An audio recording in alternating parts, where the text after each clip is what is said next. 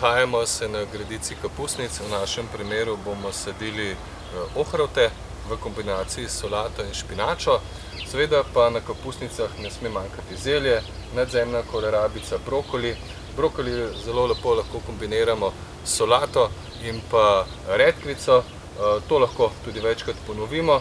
No, med nadzemno kolerabico seveda lahko kombiniramo grah ali pa kakšne druge stročnice, primerna je tudi solata. Kar se tiče zelja, mogoče v našem primeru bomo zelje sadili skupaj z zeleno. Zelje se bo lepo razraslo, zelena bo ravno tako ostala dolgo časa na gredici. Kar se tiče cvetače, bomo uporabili primer mešanega posevka oziroma mešanih kultur z solato, kakšno zeleno, vmesni prostor pa bomo zapolnili z blitvo.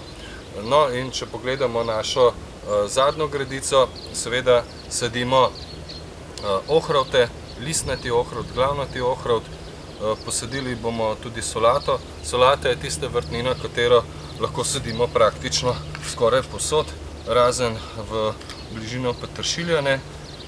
Tako da na vrtje sadimo v kakšnih mesečnih presledkih, lahko tudi različne sorte.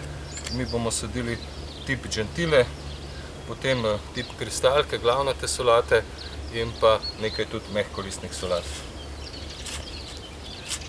In če pogledamo to gredico, ko se bodo kapusnice razrasle, solato v vmesnem času poberemo in celo leto bo greda polna vrtnin, ki se bodo med sabo dopolnjevale.